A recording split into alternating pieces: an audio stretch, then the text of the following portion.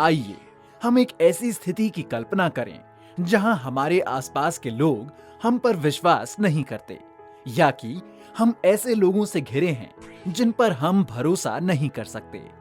भला कौन सी स्थिति अधिक खराब है? ठीक से कहें तो दोनों ही एक दूसरे से बदतर हैं। किंतु एक बात पक्की है, शायद हम में से कोई भी ऐसी स्थिति में रहना पसंद नहीं करेगा। अब ये भरोसा कहां से आता है? ऐसा क्यों है कि कुछ लोग दूसरों की तुलना में अधिक विश्वसनीय होते हैं? इन अत्यधिक महत्वपूर्ण प्रश्नों का उत्तर एक ही शब्द में छिपा है, और वो है ईमानदारी, यानी अखंडता। दूसरों का विश्वास यदि हम जीत लेते हैं तो वो हमारी व्यक्तिगत ईमानदारी के कारण ही है। हम सभी ने ऐसी स्थितियों का अनुभव किया है जहां दिया गया वचन पूरा नहीं होता है। कभी कभी ये वचन नए वर्ष के संकल्प के रूप में खुद को भी दिया जाता है। कोई भी वचन जो पूरा नहीं होता, चाहे वो खुद को ही क्यों ना दिया गया हो, हमारी विश्वसनीयता पर एक प्रश्न चिन्ह डाल देता है और हमारी ईमानदारी को डावाडोल कर देता है। तो आइए देखें कि इस अखंडता शब्द की गहराई है क्या। अखंडता का अंग्रेजी शब्द है इंटेग्रिटी, जिसका शाब्दिक अर्थ है पूर्ण। अनिवार्य रूप से इसका मतलब है कि एक व्यक्ति जो संपूर्ण, सच्चा, निष्पक्ष और सबसे अधिक सुसंगत है, उसे ही ईमानदार कहा जाता है। आम बोलचाल की भाषा में हम ईमानदारी के अर्थ को केवल धन संबंधित भरोसे में ही सीमित कर देते हैं।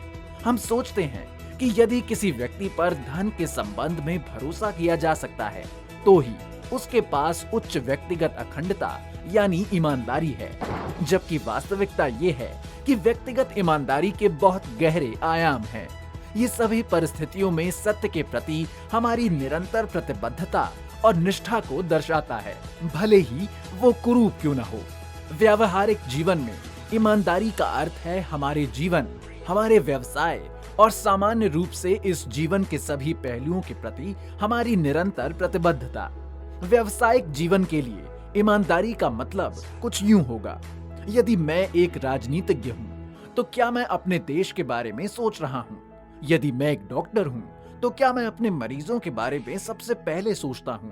और यदि मैं एक शहर योजनाकार यानी सिटी प्लानर हूं तो क्या मैं अपने शहर के लिए सबसे अच्छी योजना बनाने के लिए प्रतिबद्ध हूं? उच्च निष्ठा वाला व्यक्ति दूसरों के साथ अपने व्यवहार में उचित होता है। वो समझ में अधिक निष्पक्ष होता है।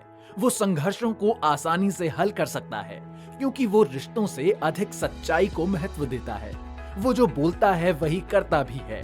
उसका वचन और उसकी कार्रवाई में एक तालमेल होता है, क्योंकि वो वही कहता है जो उसे करना होता है।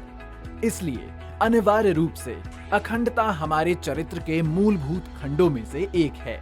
ये हमारे अस्तित्व का एक हिस्सा है जो हमारे व्यवहार के रूप में बाहर प्रतिबिंबित होता है। ये वो कार्य है जो हम अंधेरे में करते हैं जब हमें कोई भी नहीं देख रहा होता।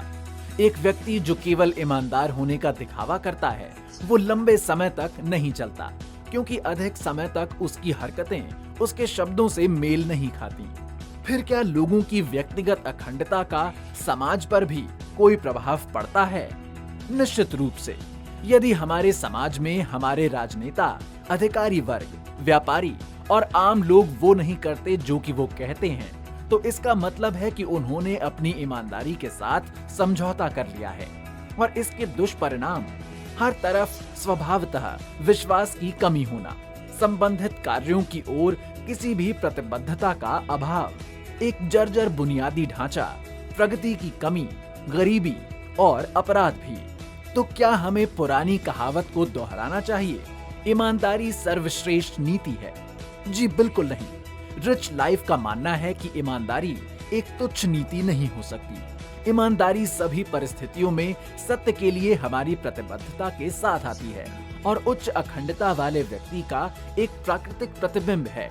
किंतु हम अपने में ईमानदारी यानी अखंडता कैसे विकसित कर सकते हैं? इसका मार्ग होगा होशपूर्वक जीने से। तभी हम अपने वचन की लाज रख सकते हैं और किसी का विश्वास भी अर्जित कर सकते हैं।